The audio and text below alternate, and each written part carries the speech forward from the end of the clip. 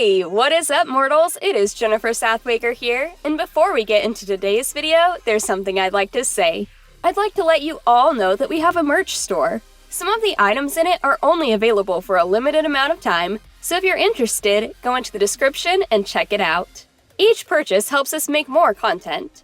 Second, if this video hits 500 likes by the end of the week, we will continue this What If. Third, if you didn't know, only 41.3% of you guys are subscribed to us, so please hit that subscribe button and click the bell icon.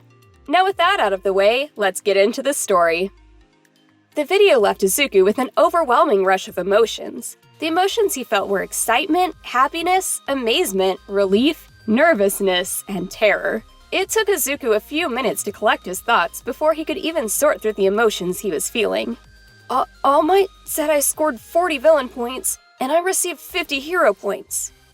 Wait, that means I scored 90 points on the practical exam. All Might said I was accepted into UA. That is one huge weight lifted off my shoulders. It took so long to get the acceptance letter that I was beginning to get worried.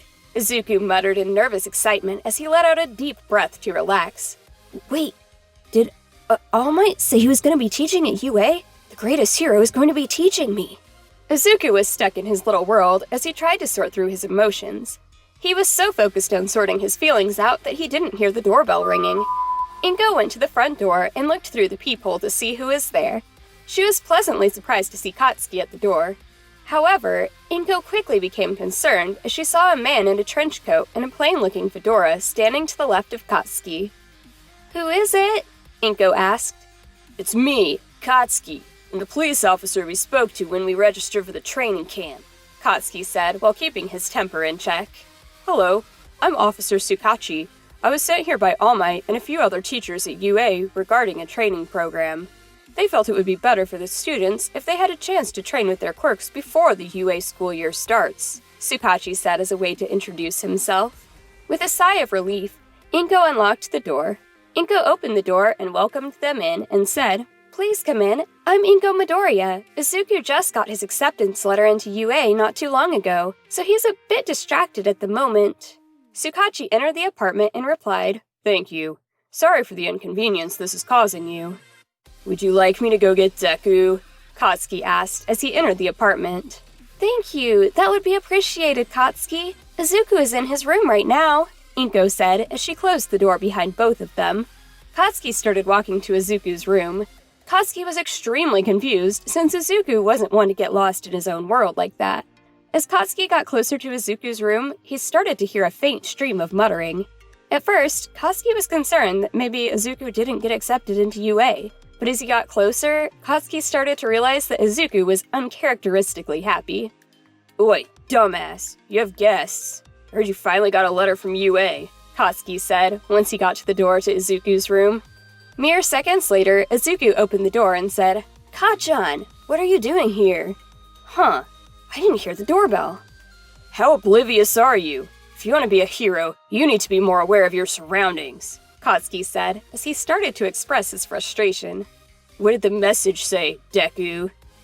"You're not going to believe this. All Might is going to be teaching at UA. He said that's why it took so long for me to get the message from UA. Also, I scored 90 points on the practical exam. I was so nervous when I didn't hear anything. Why did you come here, Kachan?" Izuku started muttering rapidly as the rush of emotions he felt earlier emerged once again. Katsuki growled, "Deku, what are you saying? Stop muttering and answer the damn question. We don't have all day, nerd." "I got accepted into UA, Kachan. Also, All Might is teaching at UA. Isn't that great? The #1 hero teaching us?" Izuku said excitedly. "It's why my acceptance letter took so long to get here. Do you want to train tomorrow?" "Congratulations, Deku. Also, did you just say All Might is teaching at UA?" Katsuki said as he started to get excited as well. "Yes, I said that All Might is teaching at UA. Also, why are you here?" Izuku asked as his stammering slowly stopped. "I tagged along when the officer said he was coming here. UA has a training program for incoming students now," Katsuki said as he felt his frustration slowly start to melt away. "Awesome! We should probably head to the dining room. Is it like last time when we got to use our quirks?" Izuku said as he started to shake in excitement. "Seems like it. The program starts tomorrow. That officer seemed annoyed that All Might took so long sending out his messages, Katsuki grumbled as he followed Izuku to the dining room. As the blonde and green-haired boys entered the room, they caught the tail end of the conversation. The two adults were sitting across the table from each other. Both of them had a cup of water to their left. The plain-looking officer said, "The training will take place at Dagobah Beach.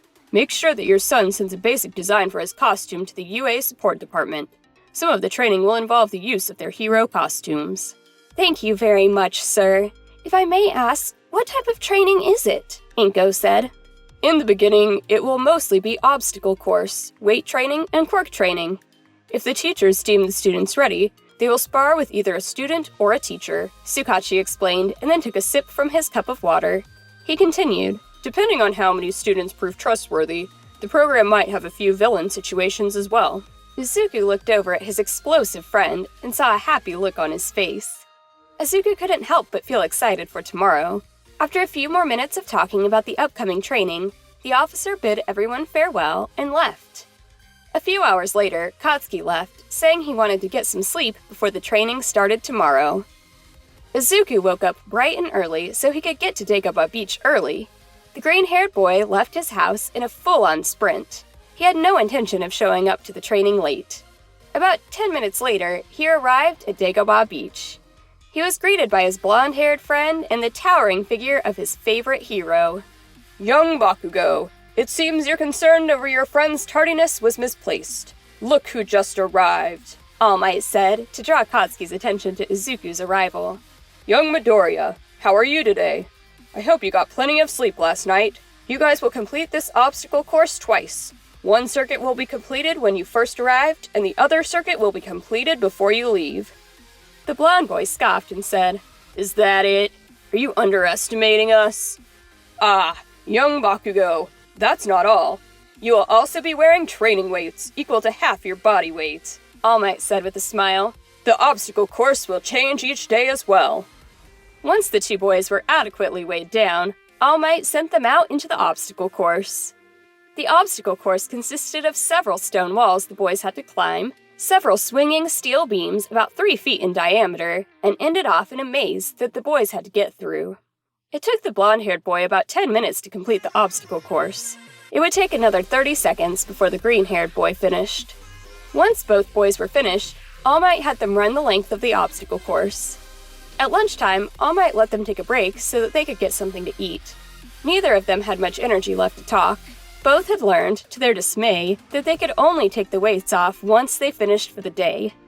It seemed to the boys that All Might was only getting warmed up. The obstacle course was the easiest thing that they did throughout the day. With a cheerful smile, All Might brought their break to a close and told the two boys to move the cars parked on the beach onto the road. The training pushed the boys to their limits every time. Throughout the day, All Might would either throw something at the boys to dodge, or throw a couple of punches at the boys. Each day brought new challenges for the boys to face. Some days, like the first day, were focused on building up the strength the two boys had. Other days were focused on increasing their speed. The boys began to start dreading the days when All Might had them wear their hero costumes. Those were the days when a short older man would meet up with them. Each time he would find new ways to exploit their quirk usage to defeat them in an instant. The older man loved to irritate Katsuki. He also enjoyed staying just out of reach of Izuku to make Izuku impatient and overuse his quirk. "Izuku, dear, you're going to be late for school if you don't get up soon," his mother said just loud enough to wake him up. Sorry, I had a hard time falling asleep. I was just so excited about today," Izuku said as he quickly changed into his school uniform. "Is breakfast ready?" "It's on the table, dear. Make sure you have everything you're going to need for today," Inko said before leaving Izuku alone. Izuku ate breakfast quickly and left for UA as soon as he could manage. Once Izuku arrived at UA, he started looking for classroom 1A. He was secretly hoping that he wasn't in the same class as the blue-haired boy who called them out for talking during the entrance exam. Izuku also hoped that he wasn't in the same class as Katsuki. It was starting to get annoying, listening to him complain about Izuku's tardiness. Those hopes were quickly dashed as he got to Class 1A. As he entered the room, he saw his childhood best friend sitting at his seat with his feet on the desk. "It seems you turned over a new leaf, Deku," Katsuki called out once he saw Izuku. That is disrespectful to our upperclassmen who once used these very seats, the blue-haired boy said. Do I look like I give a damn, Four Eyes? Mind your own business, extra, Katsuki growled at the boy. That is a vulgar thing to say and do, the boy said, waving his arm up and down before turning to see who entered the classroom. I recognize you. You're the green-haired boy who fought the zero-pointer. That was very impressive. You must have seen the true nature of the test. I apologize for my actions during the exam. I am Tenya Ida. I am Izuku Midoriya. I didn't figure anything out, Izuku stuttered as he was utterly shocked by Ida. All I did was try to help people who looked like they needed help. Hey, I recognize you. You're the plain-looking one who fought the zero-pointer to save me, a brunette girl said in a bubbly tone from behind Izuku. My name is Otaka Uraraka. Thank you for helping me during the exam. If you're here to make friends, you can leave. Get inside the classroom and take your seats, a messy-haired person tiredly said as he got out of his yellow sleeping bag. Everyone quickly went to their seats and quieted down as the man made his way to the front of the class. It took you guys 8 seconds to quiet down. That was far too much time wasted. I am Shota Aizawa. I will be your teacher while you are here at UA. You can call me Aizawa, he said in a low monotone voice. As you can see behind you on the back wall are the cases that have your gym uniforms. Put them on and meet me by the track. Excuse me, sir, but don't we have to go to orientation? Tenya asked the teacher. UA isn't a traditional school. That means I can run my class however I see fit, Aizawa said, showing little emotion as he went on. If you want to be a hero, you don't have time to waste on meaningless things like orientation. Other members of the class started complaining as Aizawa simply left the room. Once it became clear that he wasn't coming back, the class quickly grabbed their gym uniforms and went to the locker rooms to change. Izuku was one of the first few people to arrive at the track. The class started to talk amongst themselves until Aizawa arrived. We are going to be doing a physical fitness test. Hero training is rather harsh, so I'm testing to see if you have the physical capabilities to handle it, Aizawa said in a monotone voice. Bakugo, step into that circle. Yes, sir, Katsuki said as he went over to the circle. I don't know why society insists on treating everyone as equals, when the reality is the exact opposite, Aizawa said as he tossed a ball to Katsuki. What was the furthest you could throw in middle school? I believe it was 67 meters, sir, Katsuki said. Impressive. Now throw the ball with your quirk this time, Aizawa said as he pulled a device out of his pocket. As Katsuki was throwing the ball, he yelled out, Die! Just before he released the ball, he set off a small explosion, sending the ball flying. The ball sailed through the air.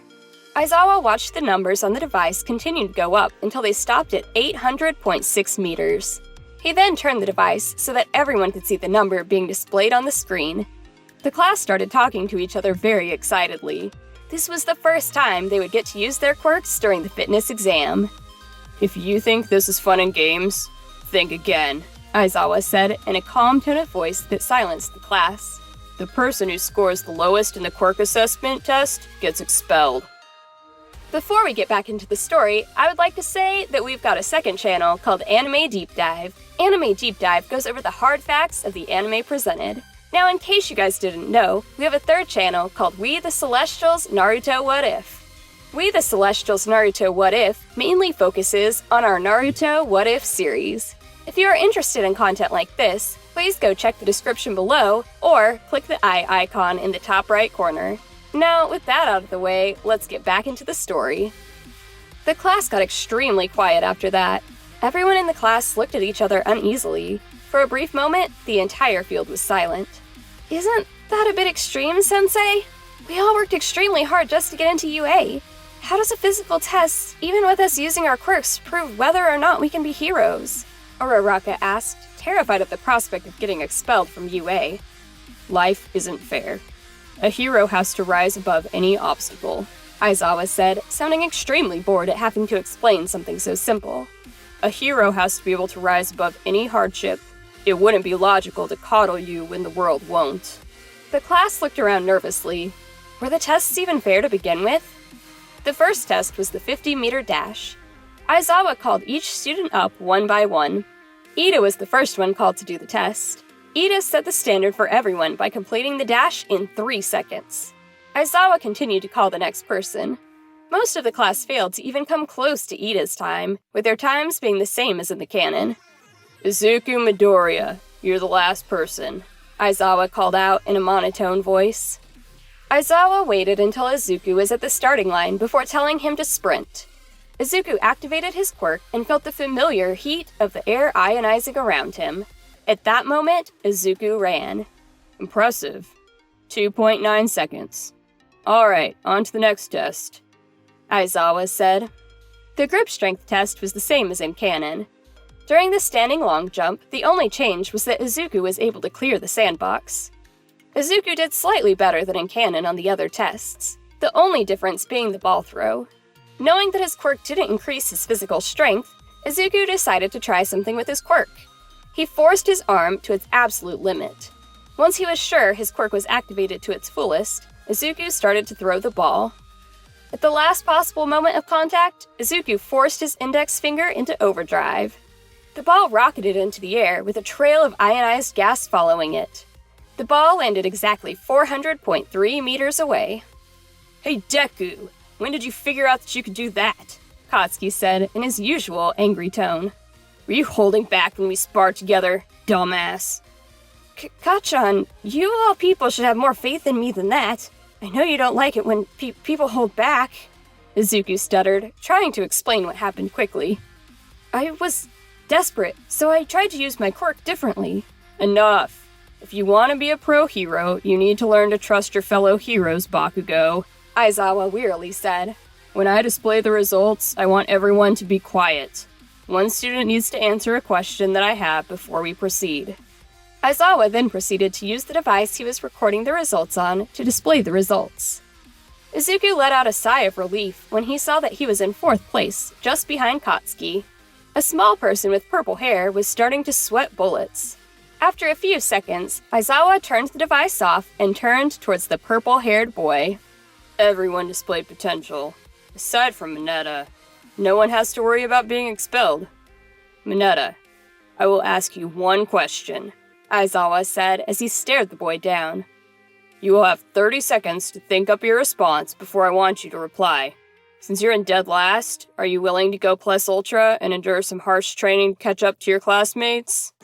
I will go beyond plus ultra if I have to, Mineta declared after a few seconds of thought. The class waited in silence as their plain-looking teacher stared their short classmate down. Mineta was staring at Aizawa with all the intensity that he could manage. Aizawa continued staring at the boy for a bit longer before letting a smile appear on his face. I will need you to head to the principal's office.